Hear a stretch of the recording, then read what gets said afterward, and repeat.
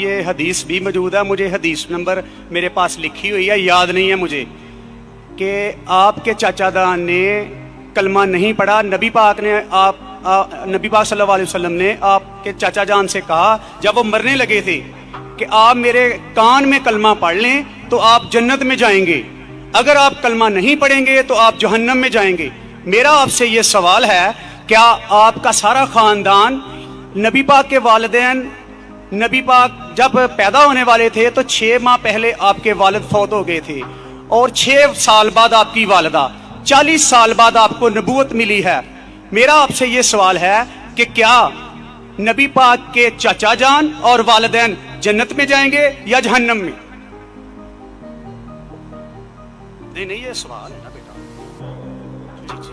یہ میں نے پڑھا ہے نا. بھائی صاحب کا سوال ہے کہ محمد صلی اللہ علیہ وسلم کو نبوت 40 سال میں ملی، ان کے خاندان والے، چاچا جان، ان کی والدہ، ان کے والد کیا جہنم میں جائیں گے یا جنت میں جائیں گے؟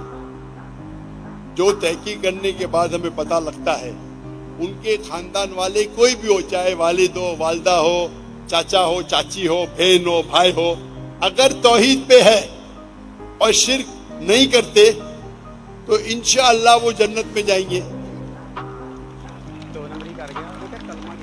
اللہ کے رسول کے آنے کے پہلے، اللہ کے رسول نبوت اعلان کرنے کے پہلے، اگر کوئی شخص اللہ پہ یقین رکھتا ہے، ایک اللہ کی عبادت کرتا ہے اور شرک نہیں کرتا ہے، اس ٹائم اللہ کے رسول نے نبوت کا دعویٰ نہیں کیا تھا، تو نبوت ضروری نہیں تھی کہ محمد صلی اللہ علیہ وسلم پہ ماننا جنت میں جانے کے لیے.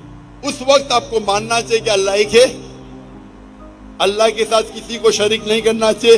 اس وقت کے پیغمبر، اگر وہ دور تھا عیسیٰ علیہ السلام کا تو آپ کو ماننا چاہیے عیسیٰ علیہ السلام پیغمبر ہے.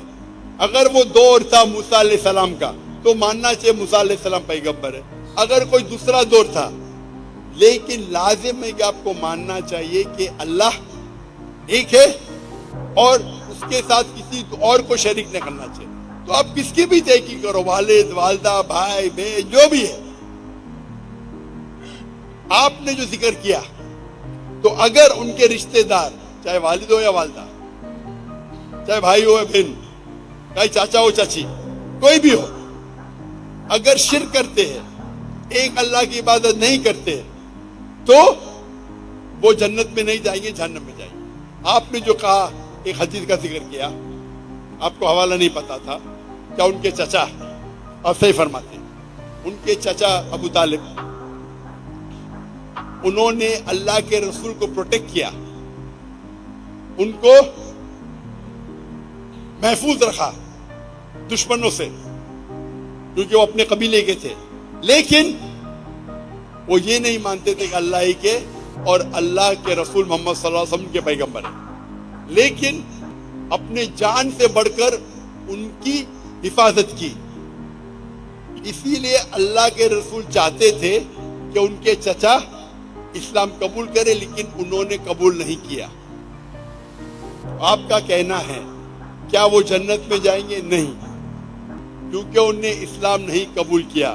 اللہ کے رسول نے اپنے رسالت کا اعلان کر چکے تھے، وہ ان کی حفاظت کیے، ان کی مدد کی، اپنے جان سے بڑھ کر کی. لیکن کیونکہ انہوں نے ایک اللہ اور اللہ کے رسول کو یہ نہیں مانا کہ وہ اللہ کے رسول تھے، اسی لیے وہ جنت میں نہیں جائیں گے. مفسرین یہ کہتے ہیں، محدث یہ کہتے ہیں کہ ان کو سب سے کم دوزخ میں سب سے کم سزا ملے گی، یہ ان کی تشریح ہے. لیکن کیونکہ وہ اللہ کے رسول کے پیغام کو ایکسپٹ نہیں کیے، وہ نہیں مانتے تھے کہ محمد صلی اللہ علیہ وسلم اللہ کے رسول ہے، اسی لیے وہ جہنم میں جائیں گے. تو رشتہ دار ہونے کی وجہ سے کوئی اللہ کے رسول کے یا کوئی اچھے انسان کے آپ کو جنت نہیں ملیں گی. جنت میں جاننے کے لیے آپ کو ماننا پڑے گا کہ اللہ ایک ہے اور اللہ کے آخری رسول محمد صلی اللہ علیہ وسلم.